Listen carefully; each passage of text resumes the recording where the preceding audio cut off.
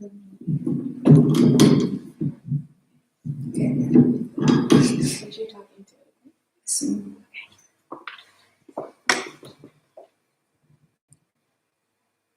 So, okay.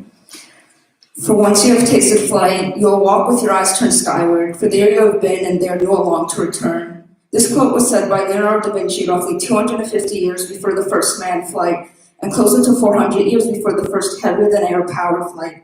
I chose this first quote not due to any admiration for da Vinci, but because I too have been enamored with flight ever since I first flew as a child. I like how he understood the profound effect flight has on man, and how he could recognize it without ever having flown. For reference, Da Vinci died in 1519. The first manned flight took place in a hot air balloon in 1783, and the first heavier-than-air powered flight happened on December 17, 1903, when the Wright brothers flew the first airplane. If someone were to talk to me long enough, they would learn that my ultimate goal in life is to fly Air Force One.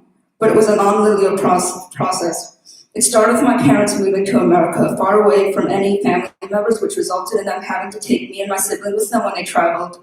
Though I loved flying then, I did not consider it a job option. Firstly, because my mother was afraid of flying, and second, because flying was fun and jobs involved hard work and degrees. Whilst most children are told they can be whatever they want to be when they grow up, my siblings and I were told we could be anything that makes money. It was understood that no matter what, we would go to college and get a real degree. This did not restrict my options, but led me to explore my interest in geology. Through most of elementary and middle school, I wanted to study minerals and work for an oil company when I grew up. This changed after I went to geology camp. Though I still liked geology, there were so many required fields of study I did not want to waste my time learning since I had no interest in it. With this revelation, I had to think of a new plan for my future, mainly something math-related like finance or engineering. What led me to being on the trajectory I am today was my time at Baltimore Polytechnic, and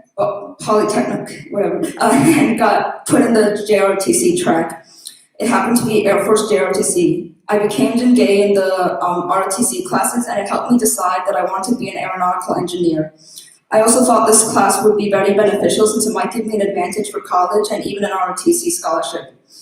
I had been considering the military because it fit my mindset well. I was more than happy to trade several years of service for college. I was thinking of private military colleges or other colleges with ROTC, but being an overachiever, I decided I would aim high so that if I failed, I would meet my goals. I set my sights on the Air Force Academy, the Ivy League of military colleges with a similar acceptance rate and requiring just as much, if not more, effort to get into. The thought was that I would try to match up my extracurriculars with things the Academy liked, and when they fell short, they'd be good enough for my actual college choices. Oftentimes, when speaking about my future, it was in the context of, will this help me get an ROTC scholarship?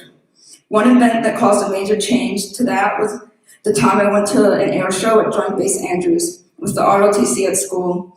I knew many people there had aspirations to fly in the future, and as they walked amongst the planes, visualized themselves.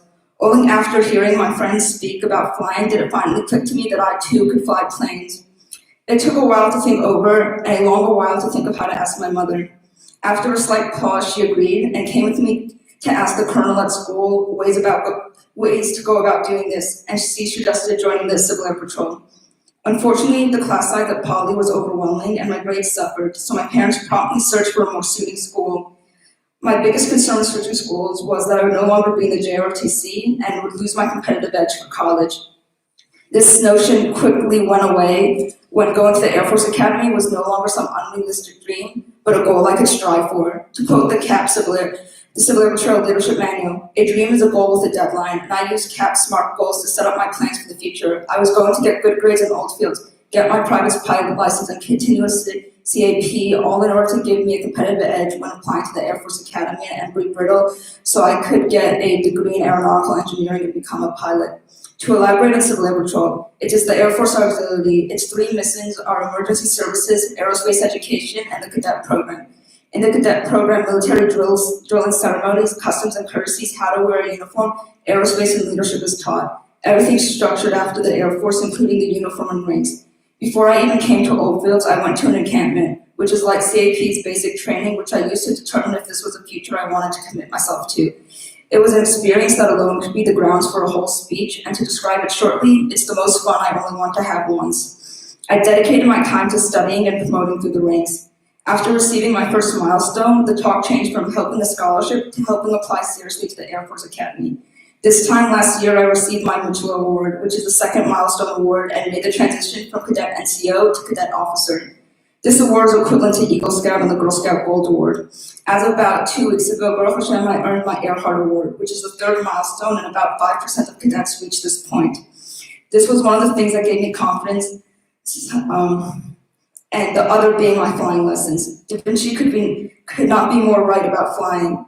There is nothing like the feeling of conquering gravity and taking flight.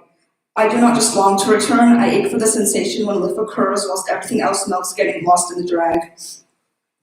I would like to add that I submitted my pre-candidate application and was invited to compete for an appointment to the Air Force Academy, a place where I could not see myself even 3 years ago when I first started the school. In addition, I was accepted into Embry-Riddle, which is second only to the Academy in terms of number of pilots produced. In conclusion, we are all worms, but I do believe I am a glowworm. What I mean by this can be expressed with a quote by the same man. Success consists of going from failure to failure without loss of enthusiasm.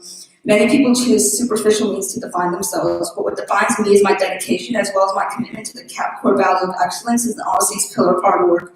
Having resilience is what makes the difference between a glowworm and an ordinary worm. And even if I do not make my ultimate goal of reaching the Air Force Academy, I will have been successful through my ability to persevere. As Churchill once said, a good speech should be like a woman's skirt. Though I think mine is starting to drag onto the floor, there are a few people I would like to thank. Firstly, my Bobby Zimble. You treat me like a granddaughter, and I will fight anyone who says you are not my real Bobby. I would like to thank Dr. Grant, who tested me for dyslexia and told my parents about the Odyssey School. Without your help and advice, I would still be rotting in Venosa or some similarly ill-prepared school.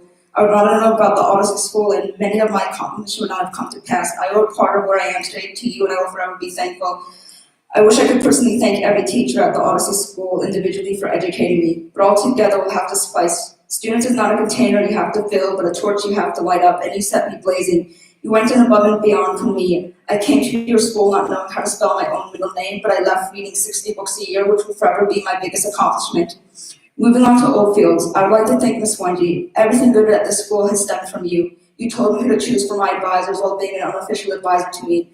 You also told me who I should make friends with, and I have my good friendship with Katie thanks to you. I could not imagine surviving school without you. Whatever the issue, you always provided me with the advice I needed. Your room is truly the only place I feel comfortable to be at school. Overall, I appreciate most was when I first came to Oldfields, you were the first person who took the time to get to know me for myself. For this alone, I owe you thanks and for much more. Katie, I started the school with no friends, but luckily, I'm lucky to be leaving knowing you are one of my best friends. I am sorry I am abandoning you. I find it hard to pick a favorite teacher, so I changed the rules and broadened the choices to outside of academia. I myself focus heavily on studies and neglect to realize I have teachers outside of school. I'd like to thank my Sifu, not only as my teacher, but as part of my family. I know you think of me as a daughter, and I think of you like a father. Though, as the youngest looking 100-year-old, I'd say you're more of a grandfather. You should know it may be hard for you to break the legs of every boy once I'm in college. In all seriousness, I'd like to thank you not just for teaching me martial arts, but all the other lessons I've learned in your class. I remember you saying since I was little, an amateur will do it until he gets it right, a professional will do it until he can't get it wrong, and that we are professionals.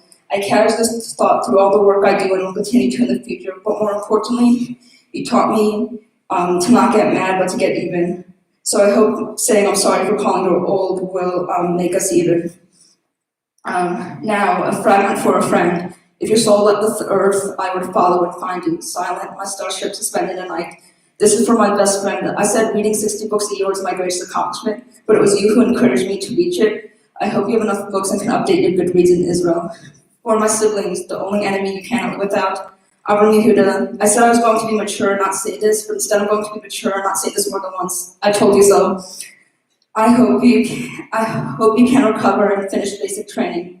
Tiny child, we're all born ignorant, but one must work hard to remain stupid. I know we all tease you, but we all believe you'll be smarter than all of us one day. Remember Mark Twain said, I never let school get in the way of my education. Whilst everyone at school works hard to remain stupid, keep reading and don't let school hold you back like it did us. You'll be the best surgeon. I look forward to you receiving your own Mitchell Award and hanging it side by side with mine.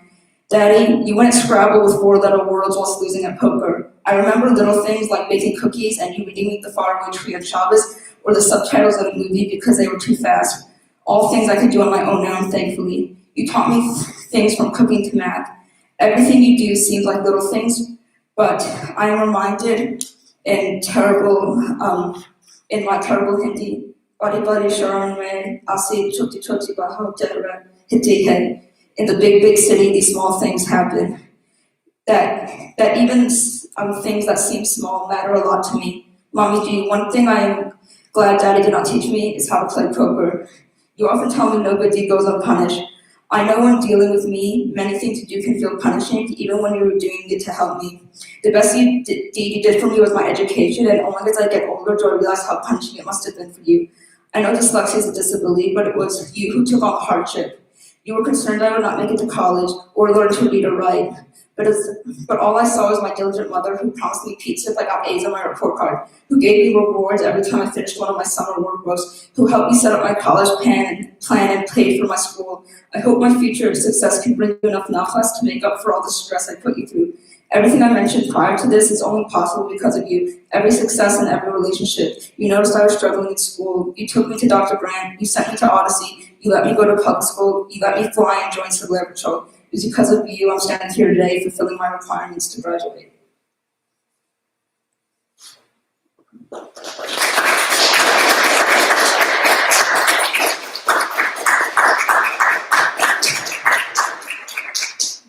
Congratulations.